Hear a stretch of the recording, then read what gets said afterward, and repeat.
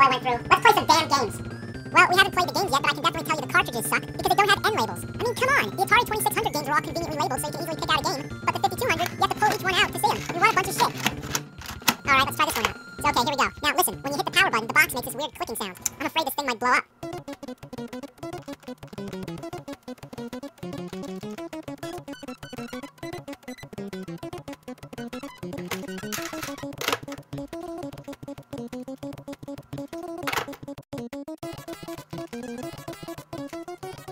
This controller is a piece of shit. What's the most important aspect about any fucking game? Well, being able to fucking play it. Why do you need to fucking play a fucking controller? So what do you do when the controller doesn't work? You're fucked. This is the reason the system failed. This. In the name of God, heaven and hell, everything in between, every creature on earth, by the far reaches of the galaxy, by the inner rings of the universe, and every megaverse and the ultraverse, let it be known. Let the word be known. This controller is fucking horrible.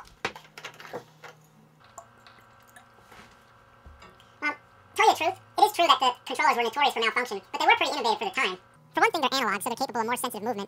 They also have a pause button, which, believe it or not, was a new thing back then. Also, there's these two buttons on each side, which I think was a bit excessive for these type of games. Then there's all these numeric buttons. Like, what the shit is this? Is this thing a phone? Like, what is all this for? Is it like talking to intergalactic space aliens, flying fuckernauts or astro bastards? Now there's another one, the trackball controller, but it's an ungodly abomination that begs for apocalypse. Look at it, it's like as big as a VCR DVD player. It's big enough to be the game system, let alone the controller. Look, it's almost as big as a Nintendo. I mean, no, look, I think it's slightly bigger than the Nintendo. What a beast! But the ultimate question is, does it work? Well, does it?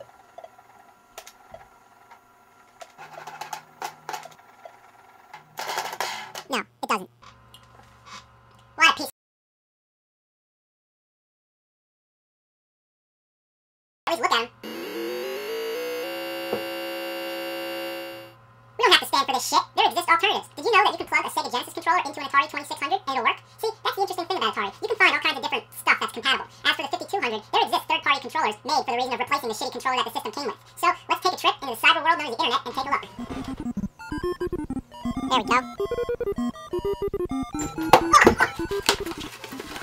Alright.